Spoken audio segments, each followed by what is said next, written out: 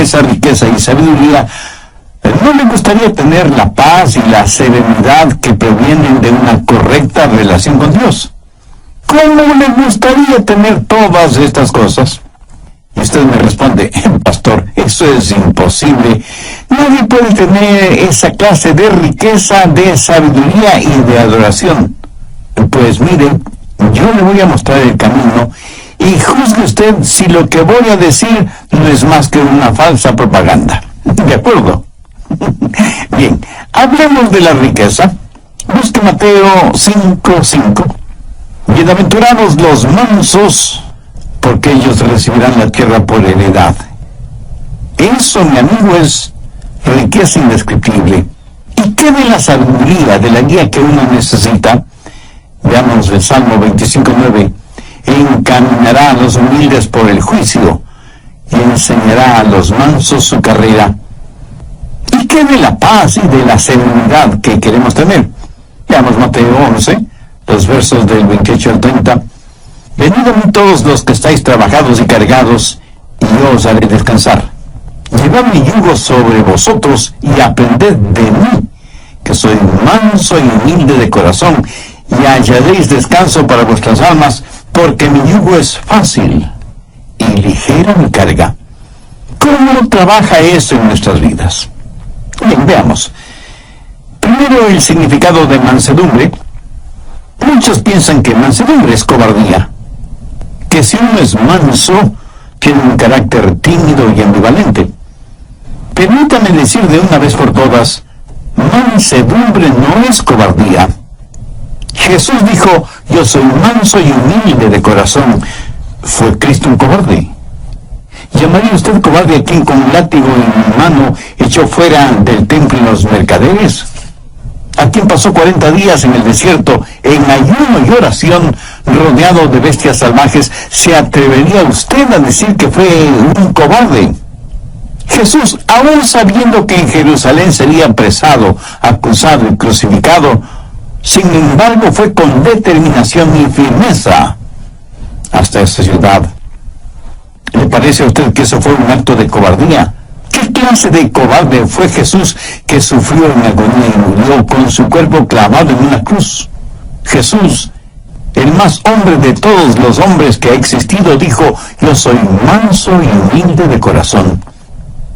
Mansedumbre ni siquiera es debilidad, aunque muchas veces así lo pensemos, cuando lo opuesto es la verdad. Para ser manso hay que tener tremenda fortaleza espiritual y emocional.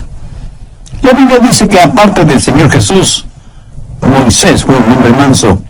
Piénselo.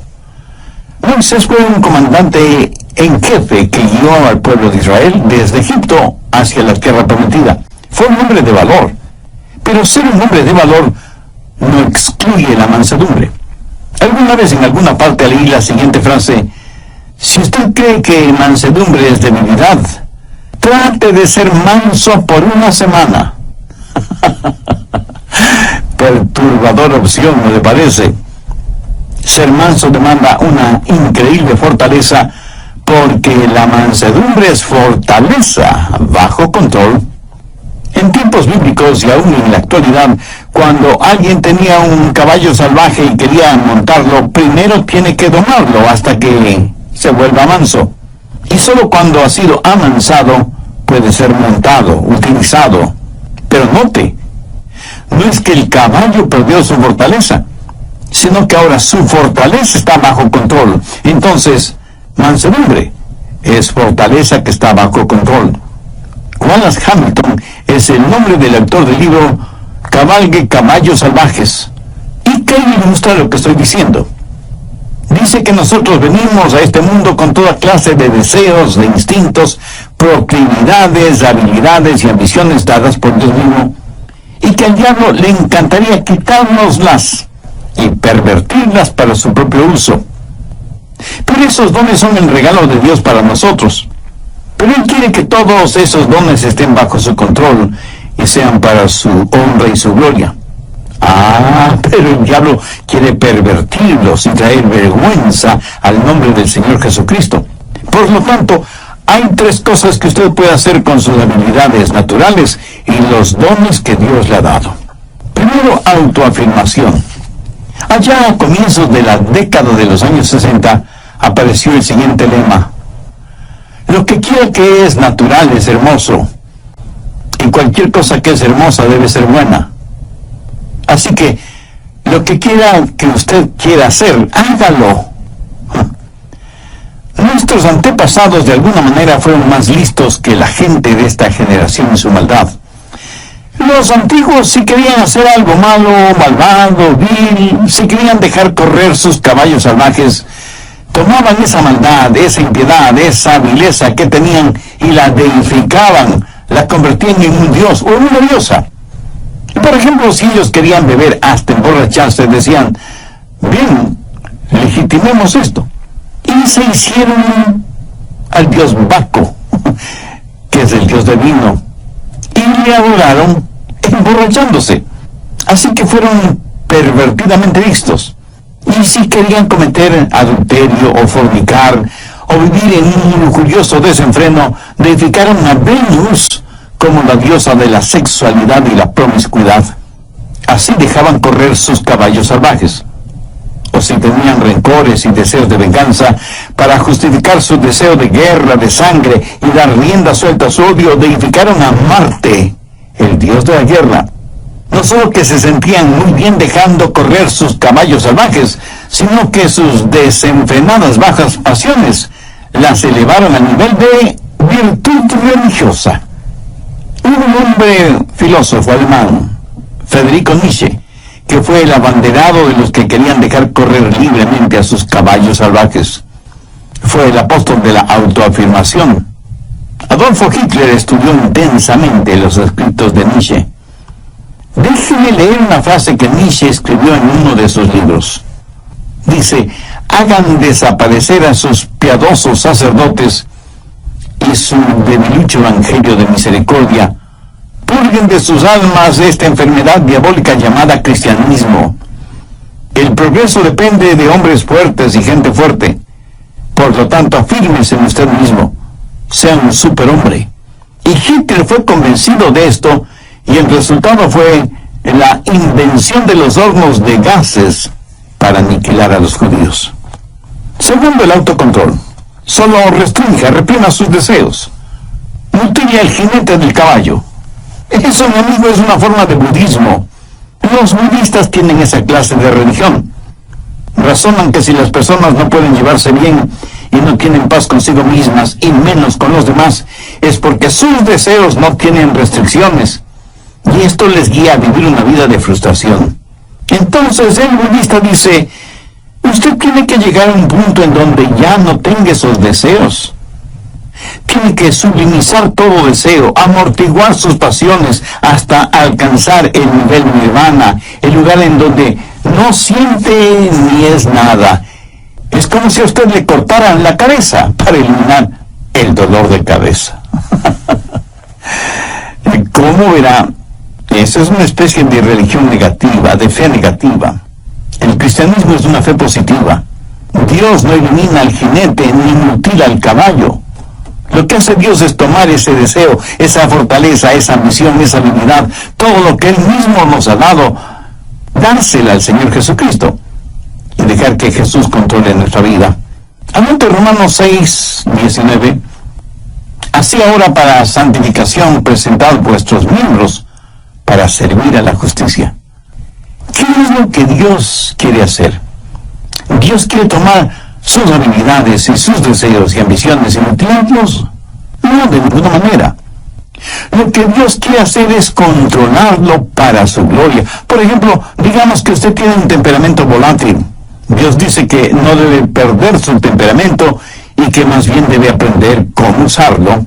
Mire lo que dice Efesios 4:26. Airaos, pero no pequéis. El mismo Señor Jesús, cuando vio que los mercaderes habían hecho del templo un lugar para sus negocios no muy honestos, que digamos, se airó, se enojó, fue movido a ira. O sea, Él no perdió su temperamento, su control, sino que lo utilizó en una causa justa. Mi amigo, Si usted me dice que no tiene temperamento, entonces algo no está bien con usted. Jesús quiere controlar su temperamento para su gloria. Debe haber ciertas cosas que deben disgustarle, enojarle, hacerle perder su temperamento. Por ejemplo, la industria pornográfica, el tráfico de drogas, la explotación sexual de mujeres y de niños y toda la depravación actual que está convirtiendo al mundo en un desierto espiritual, moral y ético. Un desierto lleno de fieras feroces. ¿Y qué de nuestra lengua? Jesús quiere que con nuestra lengua le alabemos y le glorifiquemos. Gracias a Dios hay muchos cantautores que son genuinamente cristianos y utilizan ese don que Dios les ha dado no solo para tocar e inspirar la vida de otras personas, sino y sobre todo para alabar, honrar y glorificar a Dios. Y Dios nos da dones y talentos, naturales o especiales, no para que nos volvamos orgullosos de tener esos dones y talentos, sino para que con ellos alabemos y bendigamos a Dios. Y eso también, amigo, es fortaleza bajo control. Generalmente usamos nuestra lengua para criticar negativamente, para insultar, para vejar al prójimo, para quejarnos, para expresar nuestra ira, para vocalizar nuestro enojo. Pero cuando Dios toma el control de nuestra lengua, ¿qué es lo que sucede? Mateo 12:35 tiene la respuesta. El buen hombre del buen tesoro del corazón saca cosas buenas. ¿Tiene usted ambiciones? Y no faltará quien de inmediato me diga, el pastor, ser ambicioso es malo. Y digo, ¿en dónde aprendió usted ese disparate? Si usted no tiene ambiciones, no es un ser humano. Escúcheme, una cosa es ser ambicioso y otra cosa es ser codicioso, avariento, egoísta. Su ambición no debe ser por tratar de ser el mejor, el más influyente, el más importante o el más poderoso. Su ambición debe ser la misma ambición que tuvo el apóstol Pablo, querer ser como Jesús, que Jesús viva la vida de él en la vida de Pablo. Esa es una santa, sana y noble ambición. Eso es fortaleza bajo control. ¿Cómo puede usted ser una persona mansa? Busque la epístola de Santiago, capítulo 1, desde el verso 21. Ponga mucha atención a esta porción de las Escrituras para que sepa cómo la mansedumbre puede ser parte de su vida. Por lo cual, desechando toda inmundicia y abundancia de malicia, recibid con mansedumbre la palabra implantada, la cual puede sanar vuestras almas. Pero sed hacedores de la palabra, y no tan solamente oidores, engañándoos a vosotros mismos. Aquí el Señor nos dice que debemos recibir con mansedumbre la palabra. Ahora, ¿por qué debemos recibir con mansedumbre la palabra? Porque la mansedumbre es fortaleza bajo control. Y para ser controlado por el Señor, usted tiene que conocer su voluntad y su camino. Y para conocer la voluntad y el camino de Dios, usted tiene que conocer su palabra. Por lo tanto, tiene que recibir la palabra con mansedumbre. Escúcheme, ni usted ni yo sabemos ni la milésima parte de cómo guiar nuestra propia vida. Se explica ahora por qué, aún siendo creyente, fracasamos tantas y tantas veces. En una sala judicial a un hombre le preguntaron, ¿jura decir la verdad, toda la verdad, y nada más que la verdad, con la ayuda de Dios? Y el hombre respondió, si yo supiera la verdad, toda la verdad y nada más que la verdad, entonces sería Dios. Ingeniosa respuesta que encierra todo el mundo de teología. Necesitamos guía. Te puedo asegurar que Dios sabe lo que nosotros no sabemos. Así que si usted es una persona llena de mansedumbre, usted tiene que poner su vida en las manos de Dios para que le guíe. Si quiere que Dios le dé bienestar económico, sabiduría y adoración profunda, entonces tiene que recibir la palabra de Dios con mansedumbre, la cual, o sea, la palabra de Dios, puede salvar su alma. De acuerdo a Santiago, 3 cosas son necesarias. Primera, debe haber un espíritu de arrepentimiento. Santiago 1:21, por lo cual desechando toda inmundicia y abundancia de malicia. Ahora, ¿qué significa esto? En el griego la palabra inmundicia significa tener el oído tapado con cera. Por lo tanto, hay que eliminar el exceso de cera en el oído. Y la aplicación espiritual es fácilmente comprensible. Pero, ¿cuál es la cera espiritual que tapa nuestros oídos? La abundancia de superficialidad. Verá, muchos de nosotros ya hemos sido salvados, pero todavía ha quedado un residuo pecaminoso en nuestras vidas. Y lo que Santiago está diciendo es: limpien sus oídos espirituales de la cera que los está tapando. Un hombre puede domar un caballo salvaje, pero Dios no hace con usted lo que el hombre hace con su caballo. Usted mismo tiene que llegar al punto cuando diga: dejo mi maldad, abandono mis inmundicias espirituales. Si usted quiere que Dios le hable, tiene que entender su palabra. Si usted quiere que la Biblia inflame su corazón y su mente, tiene que eliminar la cera espiritual que está tapando sus oídos. Y la única forma de hacer eso es por medio del arrepentimiento de sus pecados. Debe tener un espíritu de arrepentimiento. ¿Sabe qué clase de persona es la que menos entiende esto de la mansedumbre? Pues la persona que está llena de orgullo. De hecho, esa clase de persona no puede recibir nada más porque su orgullo lo llena todo, tanto su vida material como su vida espiritual. Sin embargo, la Biblia dice que debemos recibir con mansedumbre la palabra implantada, la cual puede salvar nuestras almas. ¿Y qué de usted? ¿Está haciendo la provisión adecuada para la salvación de su alma? ¿Tiene usted una relación personal con Dios por medio del Señor Jesucristo? Por favor, abra su Biblia y busque la epístola de Santiago, capítulo 1, verso 21. Recibir con mansedumbre la palabra implantada. Esta palabra recibir es una palabra interesante. Denota algo que es dado a una persona y esa persona la recibe. Usted no podrá recibir y menos entender la palabra si es que no tiene un espíritu de arrepentimiento. Sí, usted puede saber cosas acerca de la palabra, hasta puede saber intelectualmente, académicamente la palabra, pero eso no le califica para entender la palabra de Dios. Recibir significa aceptarlo como un regalo, y cuando lo recibe, usted lo recibe como que si fuera un huésped muy especial en su vida, y le dice: pasa, pasa, seas bienvenida. Estamos encantados de tenerte en nuestra casa. Esa es la clase de bienvenida que nos gusta escuchar a nosotros, ¿verdad? Es la misma clase de bienvenida que le gusta escuchar al Señor Jesús, no solamente en relación con Él, sino con su palabra. Amigo, en su vida, ¿da usted esa clase de bienvenida a la palabra de Dios? Abre de par en par las puertas de su corazón y dice: Señor, recibo tu verdad. Hay muchos que van a las iglesias a escuchar el mensaje de la palabra. Otros oyen mensajes radiales como este que está escuchando ahora mismo, pero lo hacen tratando de entender la palabra de Dios, pasándola por el filtro de sus mentes, y no necesariamente porque le den la bienvenida a la palabra de Dios en sus vidas. Mi amigo nunca aprenderá la verdad de esa manera. Tiene que dejar su orgullo intelectual en el polvo. Humíllese.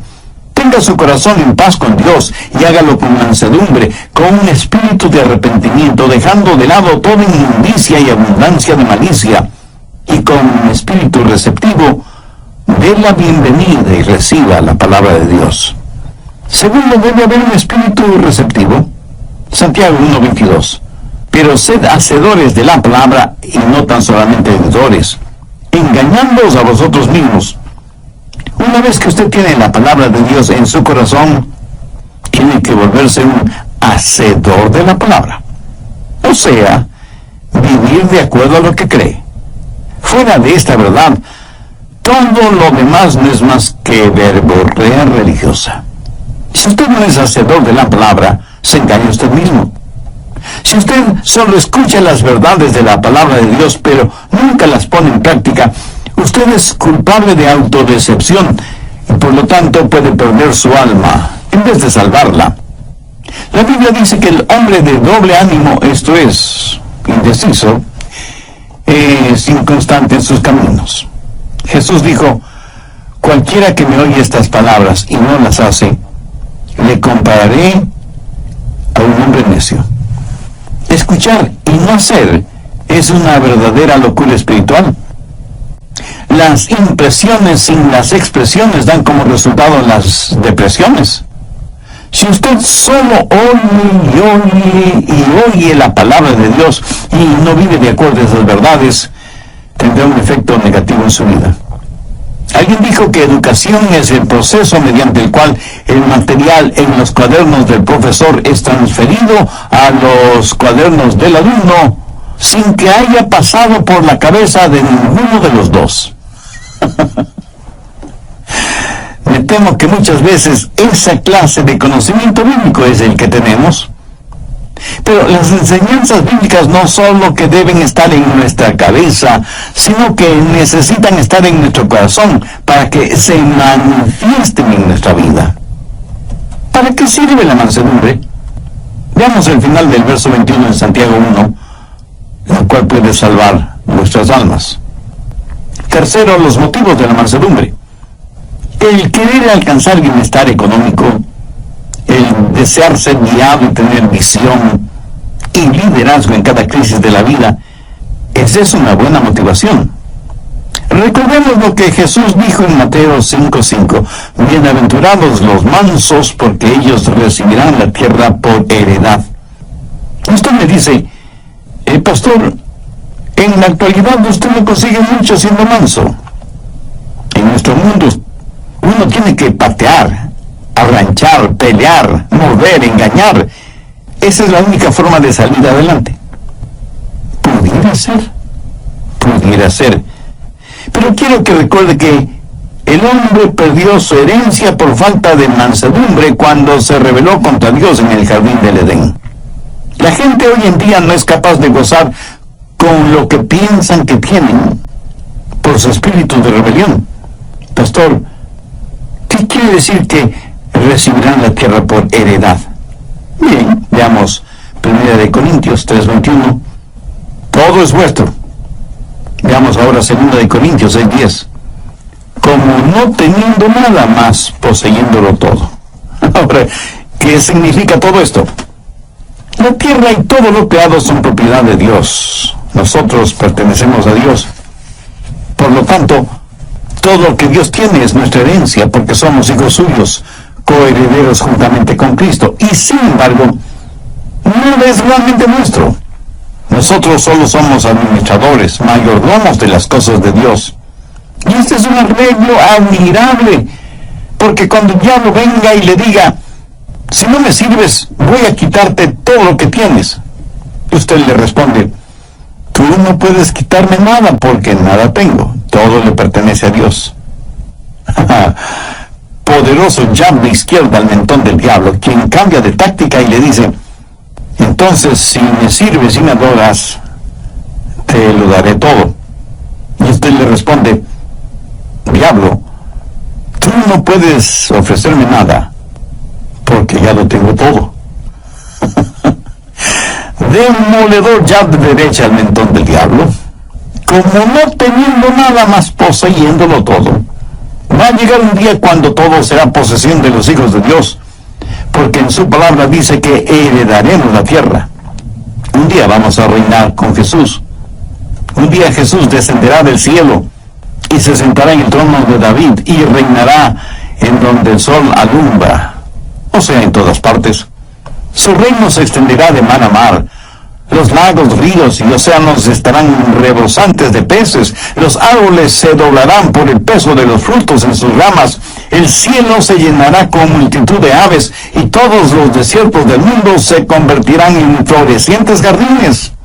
Todo esto será la herencia de los hijos de Dios. Los mansos heredarán la tierra. Eso lo tenemos ahora como herencia en nuestro corazón. Pero un día será realidad. Tendremos bienestar, riqueza económica. Salmo 25:9, encaminará a los humildes por el juicio.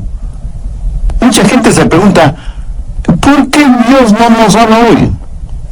Están viendo y entendiendo las cosas al revés. No es que Dios no nos hable, El problema es que nosotros no estamos escuchando. No tenemos una actitud de mansedumbre para oír la voz de Dios. Desea usted que Dios le guíe. Si usted se humilla con un espíritu de arrepentimiento, con un espíritu receptivo, Dios le guiará. Y usted no será como un barco en medio de una oscura y furiosa tormenta, sin brújula, sin timón, sin mástil y sin velas, empujado por las olas y los vientos de este mundo. Encaminará a los humildes por el juicio. Él le mostrará el camino y usted podrá escuchar su voz, guiándole aún en medio de la peor tormenta de su vida. Y usted tendrá no solo bienestar y riqueza y sabiduría, sino que sabrá lo que es la verdadera adoración. Mateo 11, desde el verso 28. Venid a mí todos los que estáis trabajados y cargados, y yo os haré descansar. Llevad mi yugo sobre vosotros y aprended de mí, que soy manso y humilde de corazón, y hallaréis descanso para vuestras almas, porque mi yugo es fácil y ligera mi carga. Veamos esta porción bíblica un poco más detenidamente. Jesús fue un carpintero y sabía cómo hacer yugos para los bueyes. Y no creo que Jesús jamás haya hecho un yugo que no quedó perfecto en los bueyes. Ahora, cuando un buey lleva un yugo, es porque es un buey manso. Ese buey sigue teniendo tremenda fuerza. Por eso usaban los bueyes para juntos. Apóyate en mí. Déjame guiarte. Quiero hacer un descanso para tu alma. Esa es la clase de mansedumbre que Jesucristo quiere darle a usted. No mañana ni pasado mañana, sino hoy mismo. Quienes están escuchando este programa, y si aún no son salvos, ¿no quisieran conocer a este maravilloso Salvador, Jesucristo? ¿No quisieran que sus pecados les fueran perdonados? ¿No quisieran hacer la paz con Dios para poder experimentar la paz de Dios? Dios le ama mucho más de lo que yo podría explicarle con palabras. ¿No quisiera tener la riqueza de su sabiduría, de su guía, de su cuidado, de su protección? Entonces le invito a entregar su corazón a Él. Venga, Jesús. Hubo un gran evangelista llamado Henry Morehouse. Su trabajo no fue entre grandes multitudes, sino en pequeñas iglesias. Como tema base de sus mensajes, él usaba Juan 3:16, porque de tal manera amó Dios al mundo, que ha dado a su Hijo unigénito para que todo aquel que en Él cree no se pierda, mas tenga vida eterna. Una vez Morehouse estuvo en un pequeño pueblito minero, y en ese lugar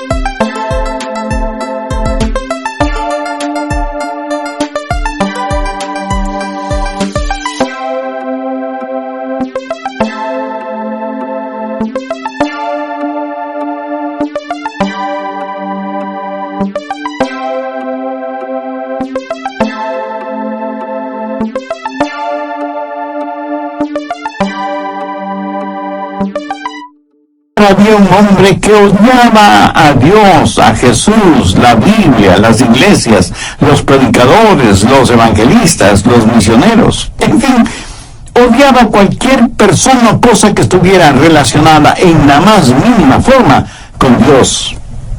Este hombre se llamaba Mike Miller.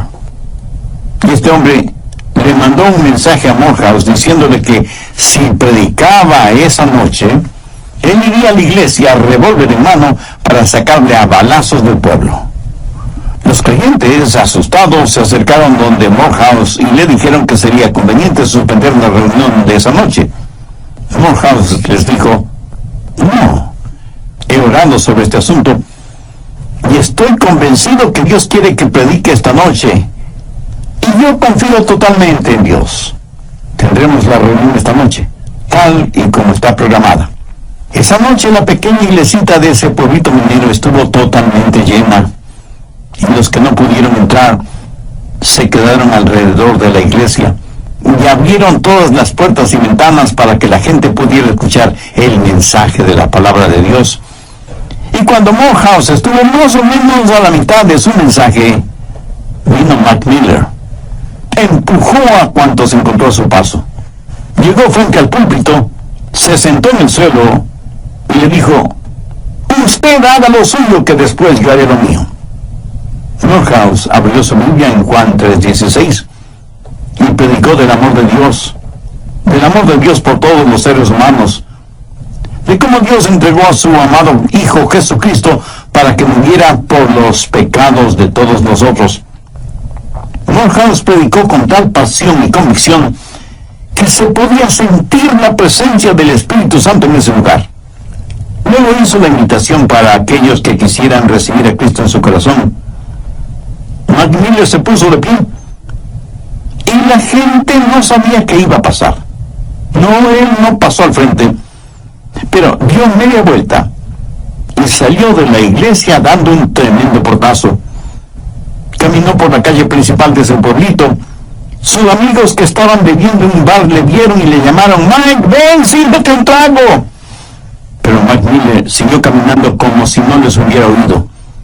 Llegó hasta un pequeño callejón, giró hacia la derecha y llegó hasta una semi-destruida valla metálica, tras la cual había un remedo de casa. Con sus enormes manos empujó violentamente la puerta. Era una sola habitación que servía de sala, comedor, cocina y dormitorio. Ahí una mujer de rostro demacrado cuidaba de unos pequeñuelos quienes, al ver entrar a su padre, corrieron a esconderse debajo de la cama por temor a que su padre los castigara. Su esposa, que evidentemente era abusada y golpeada físicamente, simplemente se puso en actitud protectora frente a la cama. Mac Miller miró a su esposa y en un tono dulce, desconocido en él, le dijo: «Mujer, no temas. Llama a los niños. Vamos a orar». Ella, asombrada, le preguntó: ¿Qué es lo que dijiste? Y él, con una paciencia absurda por ser él quien era, le dijo: «Trae a los niños, vamos a orar». Los niños salieron de debajo de la cama, pero se quedaron detrás de su madre. No entendían lo que estaba diciendo su padre.